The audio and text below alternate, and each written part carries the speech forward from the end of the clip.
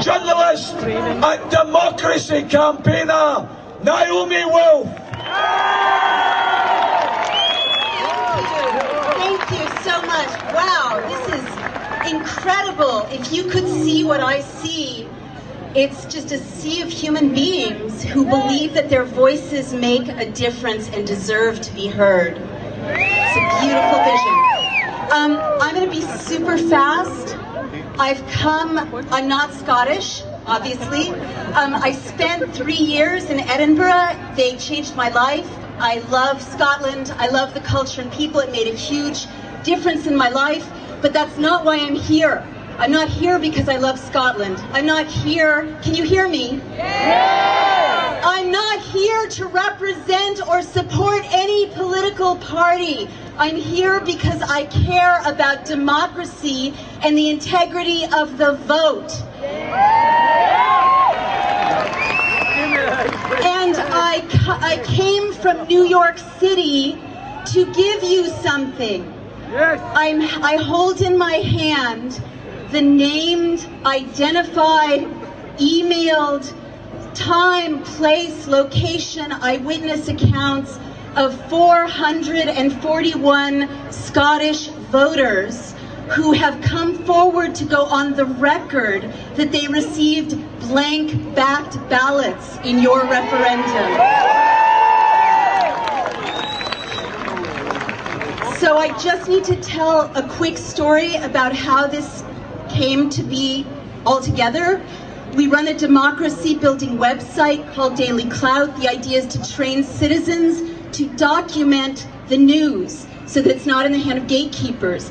And we kept hearing reports from Scotland about people receiving blank-backed ballots, nothing identifying them. Can you hear me?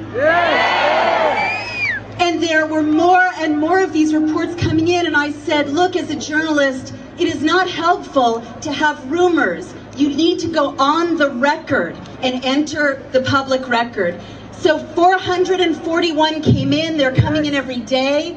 Diane Mahevsky-Poland, a retired postal worker, and Danielle Holk, my web producer, collated them around the clock and put them together. And I'm here in Scotland to give them to the press, to leak them to whoever will act on them. And also, I want to tell you things that are not so good. It took a year and a half, it felt like a year and a half. It took a week and a half of around-the-clock investigative reporting to find out what was supposed to be on your legal ballots.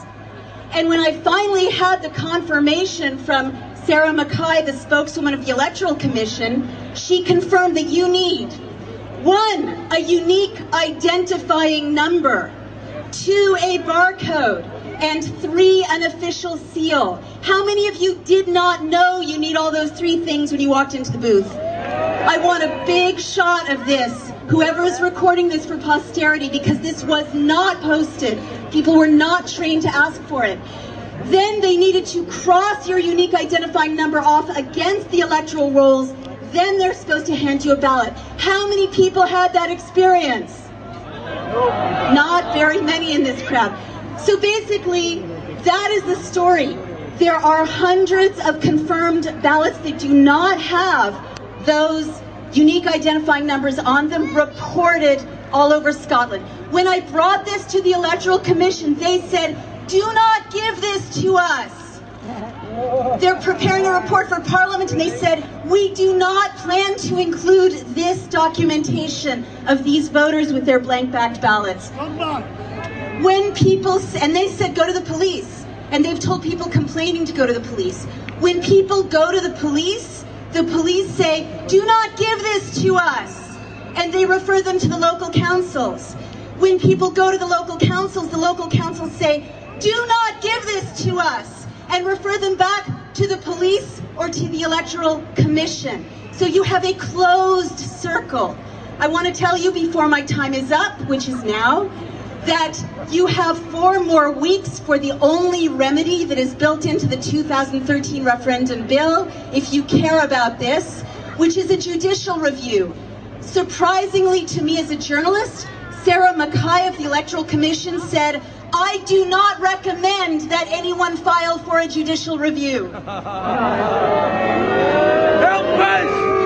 Strangely to me, your referendum was constructed so that it said there may not be a national recount, and that the decision to recount locally is up to the chief counting officer, Mary Pitcaithley.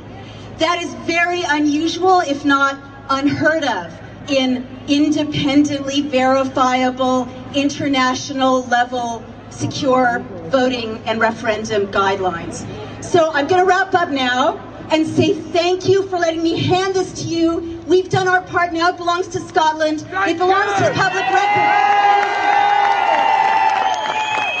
It is not okay with me, and it should not be okay with you, that all these people who went to vote did not get their voices heard. This is not about a specific outcome. It's about hearing the will of every single voter, and it's not just about Scotland. It's about the integrity of democracy and the vote around the world at a time in such a threat. Thank you.